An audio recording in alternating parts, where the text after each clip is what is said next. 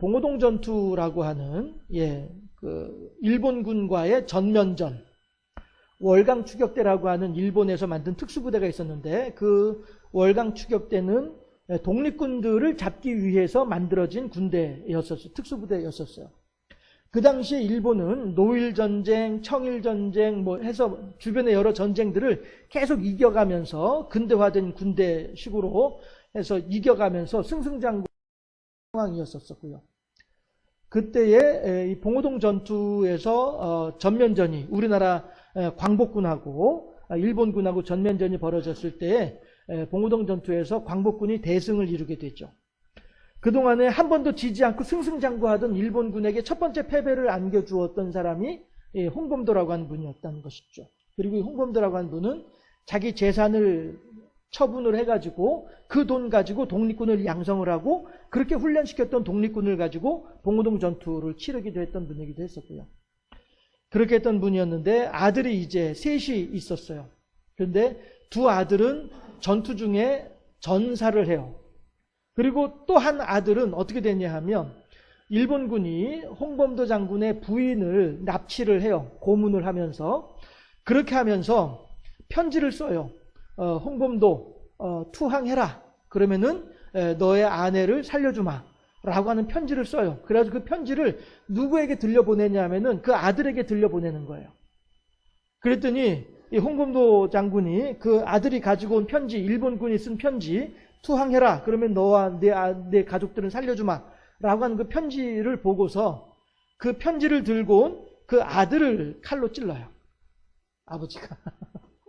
그렇게 해서 아들을 잃고 나머지 두 아들은 또 전쟁 중에 전사해서 잃고 그 다음에 아내는 고문을 받다가 풀려나긴 했는데 왜 저기 그 고문 후유증으로 죽어요. 장독이 오른다고 하잖아요. 하도 맞아서 죽는 거. 장독이 올라서 죽어요. 그렇게 하고 홍범도 장군은 러시아, 소련에서 강제 이주 정책을 하거든요. 거기에 이제 휩쓸려 가지고 어쩔 수 없이 카자흐스탄까지 쫓겨가게 되는 거예요. 카자흐스탄에서 극장에서 이렇게 일을 하면서 말년을 지내다가 75세로 43년도에 사망을 해요. 그런데 저희 이제 오늘 설교 준비를 하면서 그분에 대한 얘기를 원고에다 넣어놓지는 않았습니다만은 그분의 일생을 한번 생각을 해봤어요. 43년도면은 45년도에 광복이 되니까요. 아직 광복이 되기 이전에 과연 그러할 때에 그분이 마지막 숨을 거두면서 어떤 생각을 하면서 숨을 거두었을까? 그 생각을 해보게 돼요. 내 가문이 다 멸문당할 정도로 내 모든 것을 바쳐서 조국 광복을 위해서 힘을 써왔는데 43년도에 75세 나이로 그 늙은이가 혼자서 쓸쓸하게 죽어갈 때 어떤 마음을 가지고 죽어가는 순간에 어떤 마음이 들었을까? 이런 생각을 해보게 되면 너무 안타까운 그런 마음이 드는 것이죠. 오늘 제가 준비한 원고가 있는데 그 원고하고 상관없이 막 이제 얘기가 나와서 좀 그렇긴 합니다만은 그런데 주기철 목사님도 마찬가지예요. 주기철 목사님도 원고에 있습니다만은 마산의 문창교회에서 그냥 그렇게 그야말로 이제 재미있고 즐겁게 그렇게 목회를 했었어요. 하다가 거기서 이제 그 사모님이 갑자기 이제 소천을 하게 되죠. 그랬을 때에 그 사모님하고 같이 교회학교 성경 공부반을 이끌던 분이 이제 오정모라고 하는 전도사가 있었습니다. 그런데 이 오정모 전도사가 이제 사모님이 죽고 그 다음에 아들도 한 명 병으로 또 죽고 뭐 이렇게 하면서 이 주기철 목사님이 무척 이제 힘든 상황이었었는데 그때 이제 그 장로님들이 이제 서둘러 가지고 그 오정모 전도사를 주기철 목사님하고 맺어주게 돼요. 그래서 이제 다시 결혼을 했죠. 그리고서 이제 문창교회에서 계속 목회를 하는데 평양의 산정현교회에서 초빙을 해요. 이 주기철 목사님을. 그래서 산정현교회로 이제 평양에 있는 산정현교회로 부임을 해서 보니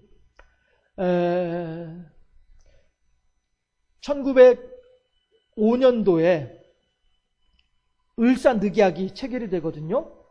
일본하고 우리나라 대한제국하고 조선에서 고종 황제가 조선에서 이름을 대한제국으로 바꾸면서 스스로가 이제 황제가 되죠.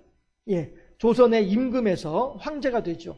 황제가 되는 것은 왜 그러냐 하면은 주변에 중국도 그렇고 일본도 그렇고 다 이제 황제가 있는 상황이란 말이에요. 그런데 조선은 그냥 임금으로 있다 보니까 이 급이 안 맞는 거예요. 그래서 고종 입장에서는 이들과 대등한 어떤 외교 정책을 펼치기 위해서라도 국호를 대한제국으로 바꾸면서 스스로를 황제라고 하면서 이들하고 대등한 관계에서 다투어 볼 그런 마음을 가지고 그렇게 국호를 바꾸게 되죠.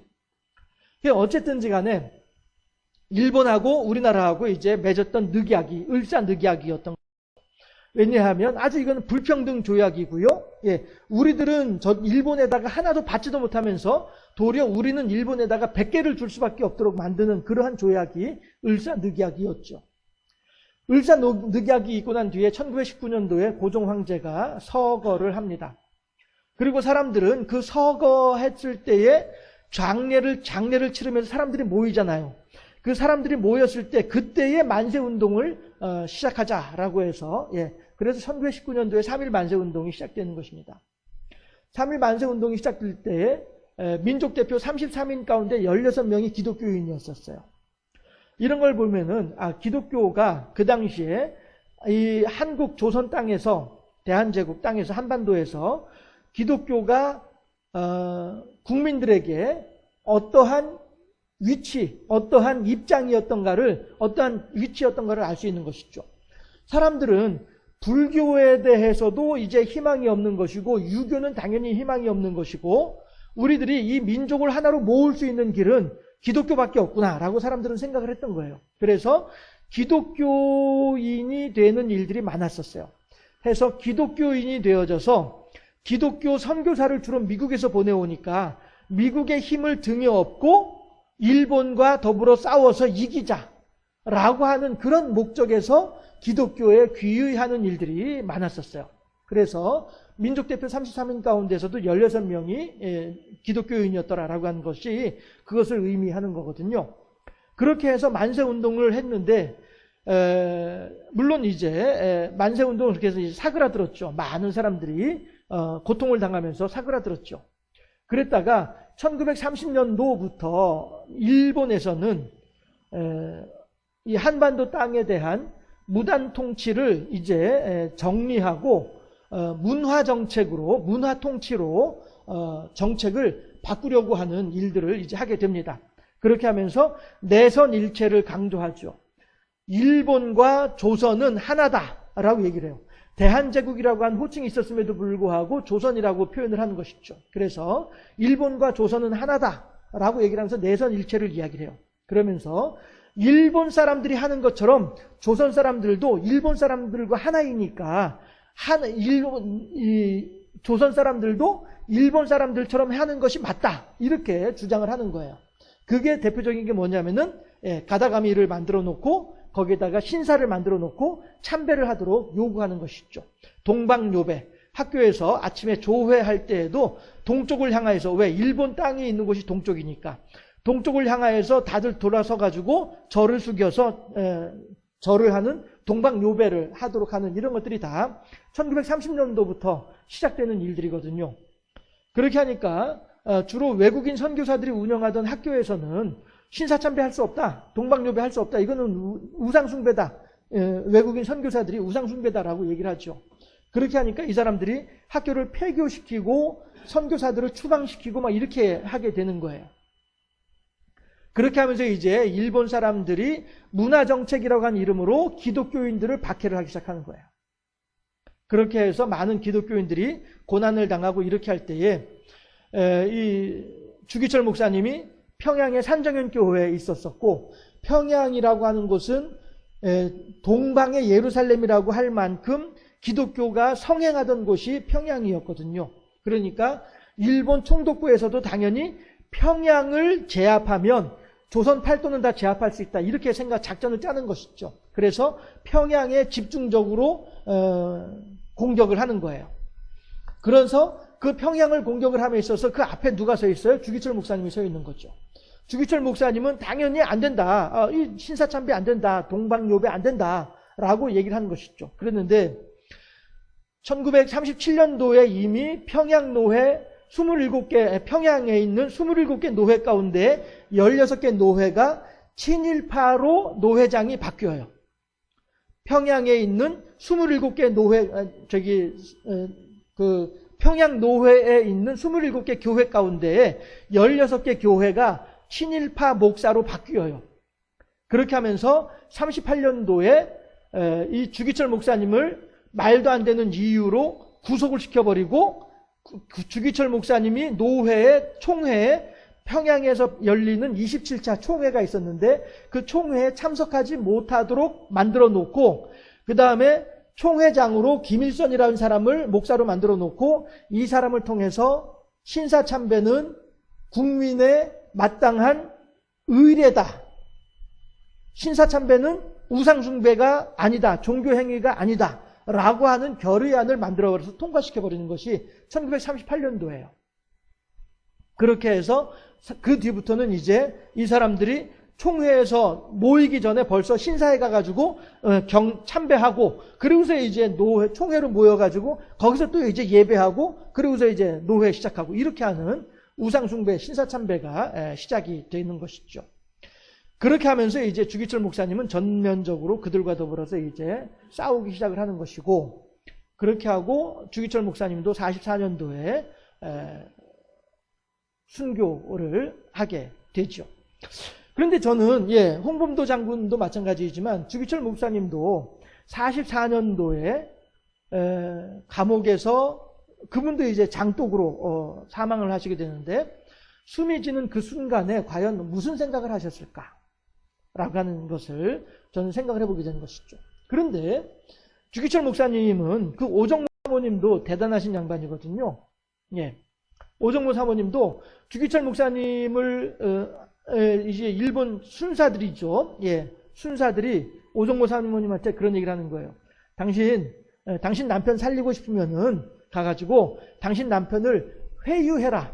당신 남편을 설득해라. 신사참배하도록 설득해라. 그래야 당신 남편 살릴 수 있다. 이렇게 얘기를 해요. 그러면서 이제 면회를 시켜주거든요. 그런데 오정모 사모님이 그렇게 해서 면회를 하는 자리에서 목사님 훌륭하십니다. 끝까지 견디세요. 끝까지 순교하실 각오하시고 끝까지 견디세요. 이렇게 도리어 얘기를 하는 이런 분이 오정모 사모님이었었어요. 그리고 몇 차례 이제 그 목사님을 이제 만나고 또 목사님 풀려나기도 하고 이렇게 할 때마다 늘 순교를 각오하시라 하면서 그렇게 목사님을 이렇게 격려하고 독려했고요. 목사님도 마찬가지로 오종목 나의 기도라고 하는 여러분들한테 2번 소개를 해드린 적도 있었었는데요. 그 기도 안에서도 주기철 목사님은 무엇을 얘기를 하냐면은 오종목 나의 기도가 뭐냐 하면은 여러분들 내가 감옥에서 있으면서 이렇게 5가지의 제목으로 기도를 하고 있습니다. 그러니 여러분도 내 기도 제목을 잘 보시고 나를 위하여서 이 제목으로 나를 위해서 중보기도 해주세요. 이 내용이거든요. 오종목 나의 기도가.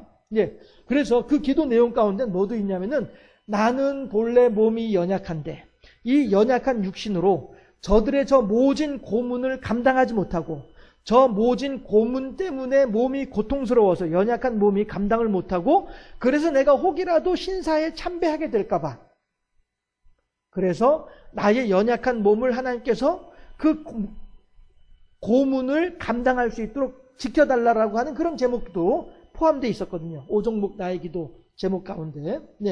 이렇게 이 목사님은 끝까지 그 모진 고문 속에서도 일본의 요구에 넘어가지 않는 신앙의 절개를 끝까지 지키고자 하는 이 정신을 끝까지 가지고 계셨던 분이 주기철 목사님이었다라고 하는 것입니다. 이거는 중간중간에 주기철 목사님과 이야기를 했던 내용들, 그 내용들이 제가 이제 주보에도 적어놨는데요. 오늘 봉독할 말씀 칸에 보게 되면은, 출처해서 인터넷 주소 있지요. 이 주소에 가게 되면 그런 내용들이 자세하게 적혀져 있어요.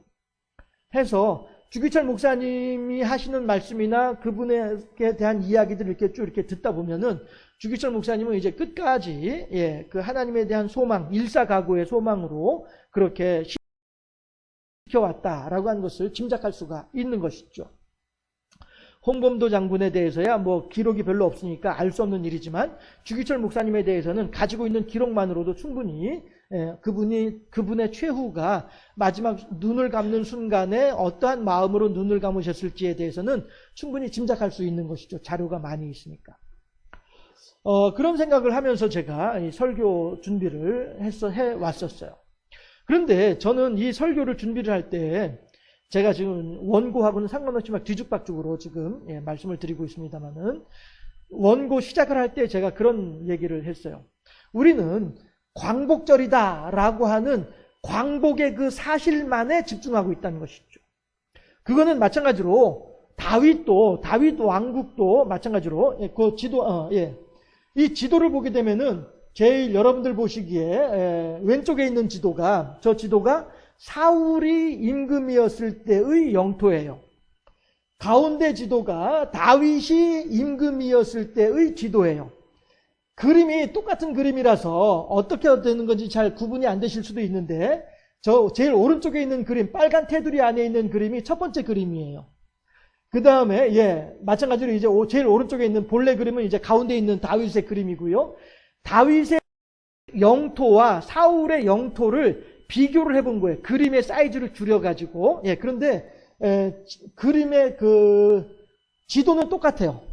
지도 사이즈는 똑같아요. 그림은 줄어들었을지 몰라도 이쪽 제일 왼쪽에 있는 그림은 지도를 더 가까이서 본 거고 가운데 그림은 지도를 멀리서 본 거기 때문에요. 지도는 똑같이 제가 사이즈를 맞춰 놓은 거예요. 그러니까 사울의 영토보다 다윗의 영토 적어도 2배 이상 거의 3배 가까이 더 많아요. 이것이 이제 열왕기상에서 다윗이 죽을 당시에 다윗이 죽고 솔로몬이 임금이 되는 오늘 본문 열왕기상 2장 10절에서 12절까지 이 본문에서 볼 때의 그 다윗이 만들어 놓은 제국이에요. 그래서 우리들은 다윗을 볼 때에도 마찬가지로 이렇게 큰 대제국을 이룬 그 다윗만을 보는 경향이 있더라. 이렇게 시작을 하는 거예요.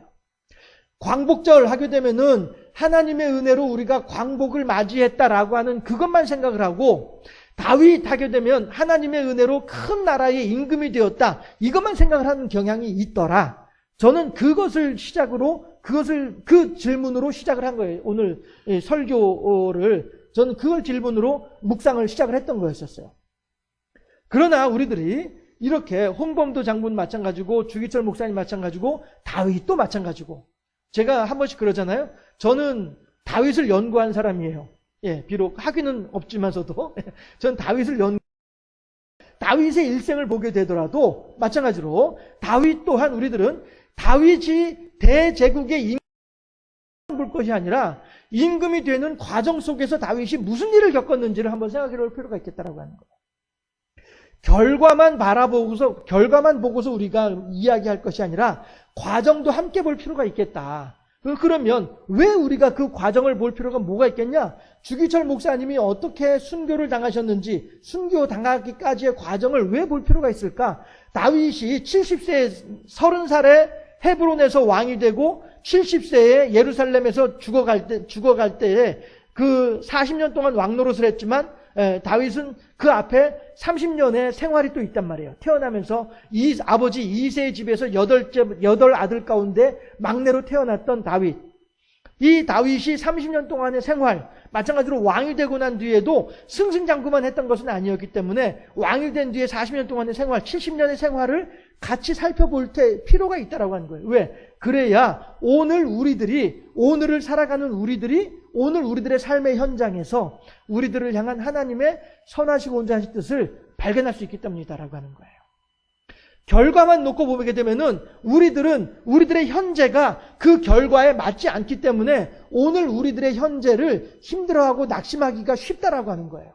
그러나 그들의 결과를 보면서 오늘 우리들의 현재를 보게 되면 그들 또한 그 과정 속에서 그 결과를 낳을 때까지 그 과정 속에서 이렇게 고민하고 이렇게 걱정하고 이렇게 힘들어했고 이렇게 낙심했구나. 그러나 그들은 그 낙심하는 가운데에서도 또다시 힘을 얻어서 하나님의 영광을 위하여 일로 매진할 수 있는 신앙인으로 다시 거듭났었구나. 이런 것을 보게 되면 오늘도 마찬가지로 우리들도 우리들의 신앙생활에 있어서 때로는 절망스럽고 때로는 힘이 없어지고 때로는 낙심하는 것처럼 보일런지 몰라도 그럼에도 불구하고 그 과정에서 그들이 그 과정 속에서 그렇게 스스로를 딛고 일어났던 것처럼 우리도 오늘 우리들의 삶의 현장 속에서 그렇게 딛고 일어날 수 있는 힘을 발견할 수 있다. 힘을 얻을 수 있다. 라고 하는 것입니다. 그런 측면에서 우리들은 이 과정을 유심히 살펴볼 필요가 있겠다라고 하는 것입니다. 제가 원고에다가는 주기철 목사님이 어떻게 해서 파문당하고 했던 그 과정들을 나름대로 이렇게 자세하게 적어놨습니다만은 굳이 그것까지 다 여기서 다시 이야기할 필요는 없을 것 같고요. 다만 한 가지 우리가 주목해 볼 필요가 있는데 주보에 보게 되면은요. 오늘 봉독할 말씀 밑에 보면 제가 산정현 교회에서 주기철 목사의 가르침이라고 한 제목으로 그 본문 하나를 제가 인용해 놓은 본문이 있습니다. 이 본문은 매우 중요한 의미를 가지고 있는 내용이에요. 이건 마찬가지로 제가 말씀드렸던 그 밑에 인터넷 주소 있죠? 그 주소에서 제가 발췌한 내용이고요. 제목은 제가 임의로 달아놓은 제목이에요. 한번 제가 읽어보도록 할게요. 주기철 목사는 신앙은 조국이나 민족을 초월한 절대절명의 것이어야 하며 민족운동을 위한 신앙이란 존재할 수 없으며 조국 해방이 신앙의 목적이 될 수는 없다는 것을, 신앙의 민족사적 결실은 먼저 그의 나라와 그의 의를 구한 다음에 허락되는 하나님의 선물임을 산정현 교회 교인들에게 밝히 전했다. 이 말의 의미가 뭐냐면요, 제가 시작하면서 민족 대표 33인 가운데 16명이 기독교인이었다라고 하는 것을 말씀드리면서 왜 그랬는지에 대해서 설명을 해드렸었잖아요. 이 사람들은 하나님의 이름을 등에 업고 해방을 맞이하기를 바랬던 사람들이었었어요. 하나님의 덕분에 우리가 일본을 이길 수 있겠구나라고 생각했던 사람들이었단 말이죠. 주기철 목사님은 그 점을 정확하게 짚어서 얘기를 하고 있는 거예요. 여러분들, 결코 우리들이 신앙하는 목적이, 우리들이 하나님을 믿는 목적이 민족 해방이나 일본을 이기는 것에 신앙의 목적이 되어서는 안 됩니다. 라고 하는 것을 얘기하는 거예요. 우리가 하나님을 섬길 때에는 하나님 그 자체로서 우리들은 하나님께 영광을 돌려드리고 하나님 그 자체로서 하나님을 신뢰하는 것이 우리들의 올바른 신앙의 모습입니다. 우리 민족의 해방이라든가 하는 이러한 신앙의 결실은 그 이후에 주시는 하나님의 선물입니다. 이렇게 주기철 목사님은 가르쳤다는 것이죠. 그러니까 다시 말해서 민족 대표, 그 당시에 많은 기독교인들은 하나님을 믿으면 일본을 이길 수 있겠거니, 하나님을 믿으면 일본을 몰아낼 수 있겠거니, 이렇게 생각을 했던 사람들이었던 것이죠. 주기철 목사님은 그게 아니라는 거예요. 일본을 몰아내기 위해서 하나님을 믿는 것이 아니다. 하나님을 신뢰하다 보면 하나님께서 일본을 몰아낼 수도 있다. 그러나 일본을 몰아내지 않는다 할지라도 우리들은 어떻게 해야 되는 거예요? 하나님을 향한 신앙을 저버리면 안 된다. 이걸 가르치고 있는 거예요. 주기철 목사님의 신앙관이 이렇게 철두철미하게 신본주의적인 신앙관이었다는 것을 다시 한번 생각해 볼 수 있겠다라고 하는 것입니다. 우리들은 왜 신앙생활하죠? 우리들은 무엇 때문에 교회를 다니고 있습니까? 우리들은 무엇 때문에 하나님의 이름을 부르고 있죠? 주기철 목사님은 결실은, 우리들의 삶의 결실이라고 하는 것은, 신앙의 결실이라고 하는 것은 하나님께서 우리들에게 주시는 선물이다라고 분명하게 얘기를 하고 있어요. 여러분들 에베소서에서 믿음조차도 하나님의 선물이다, 성령조차도 하나님의 선물이다라고 믿음이 하나님의 선물이다라고 했을 때에 그 선물의 의미가 무엇이냐라고 한다면 선물은 주는 사람의 마음대로 할 수 있는 게 선물이에요. 내가 이 사람에게 이걸 주고 싶으면 이걸 주는 것이고요. 이 사람에게 이거 말고 저걸 주고 싶으면 저걸 줄 수 있는 게 선물이에요. 그렇다고 해서 받는 사람이 왜 나한테 이거 줘요 저거 주지 라고 얘기할 수 있는 것도 아니에요. 선물이라고 하는 것은 철저하게 주는 사람이, 주고 싶은 사람이 주고 싶은 대로 주는 것이 선물이에요. 결국 일본으로부터 해방되고 일본을 이기는 것 또한 하나님께서 우리들에게 주신 선물일 뿐이다. 그렇다고 해서 우리가 선물을 주지 않으면 하나님이 왜 안 주세요? 라고 얘기할 수는 없는 것이다. 주기철 목사님은 이러한 관점에서 산정현 교회 교인들을 가르치셨던 거예요. 그러한 신앙관을 가지고 일제 치하에 대해서 저항하셨던 분이 주기철 목사님이었던 것이죠. 오직 하나님 한 분만으로서 찬양받으시고 하나님 한 분만으로서 경배받으실 분이다 라고 하는 신앙관으로 일제의 그 모진 고문을 이겨내시고 극복하시고 감당하셨던 분이 주기철 목사님이었더라.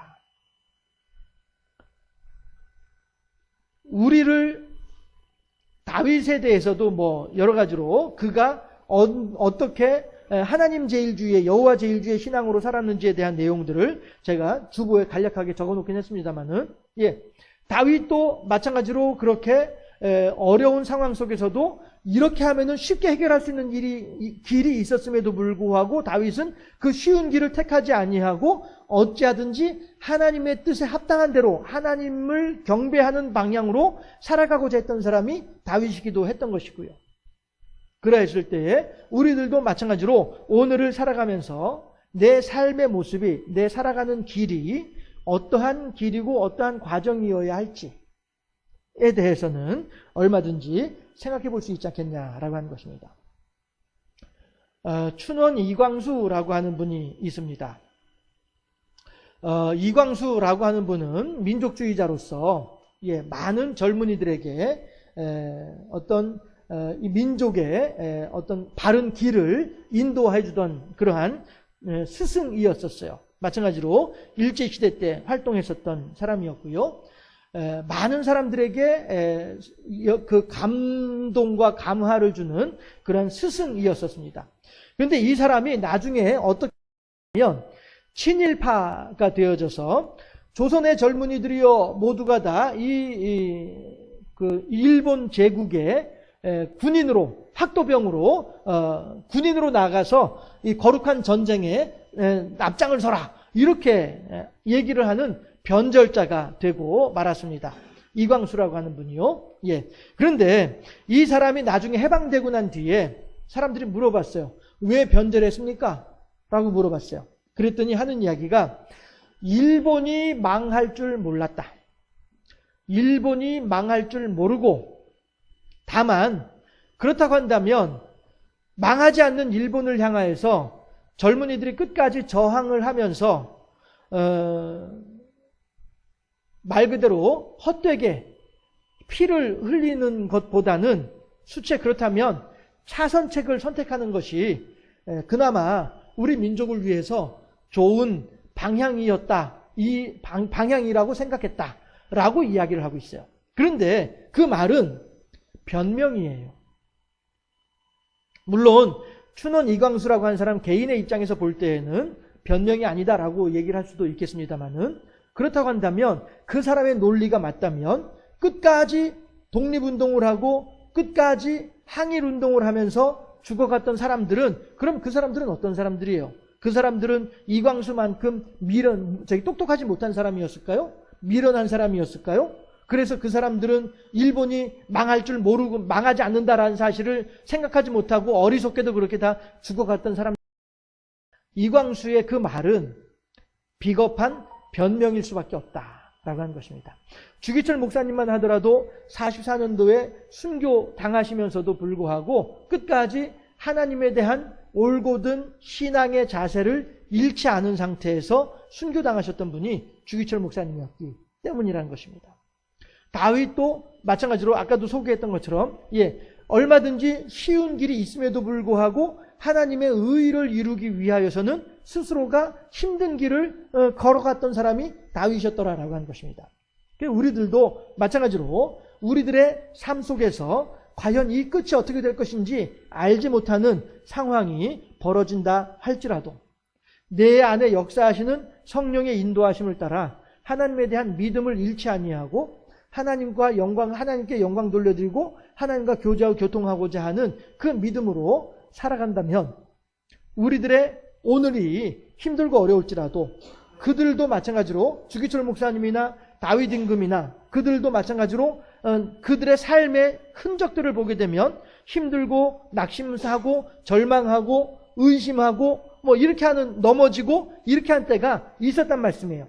그럼에도 불구하고 그 시간들을 그들은 잘 극복해서 결국에는 하나님께 영광이라고 영적인 면류관을, 영적인 성공을 이루었던 사람들이 그들이었던 것처럼 우리도 오늘을 살아가면서 오늘 우리들의 삶의 현장 속에서는 힘들고 어려운 일이 있을지 모르지만 우리가 슈퍼맨이 아닌 하에야 다 그렇지 않겠습니까?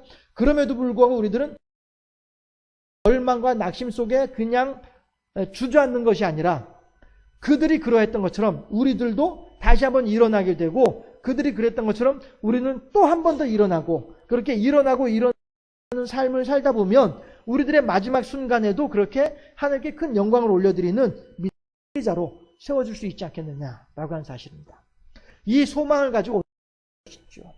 주기철 목사님도 하루아침에 된 것이 아니고 다윗도 하루아침에 다윗이 된 것이 아니니까 우리도 마찬가지로 그들도 그렇게 절망하고 낙심하고 그러나 극복하고 일어났던 것처럼 우리도 절망하고 낙심스러운 상황 속에서도 극복하고 일어날 수 있는 이러한 사람으로 살아가다 보면 우리도 어느 순간에 그만큼으로, 우리도 어느 순간에 그 정도로 우리는 귀한 믿음의 사람으로 세워지지 않겠느냐. 이 소망을 가지고 오늘 하루를 믿음으로 승리하는, 그리고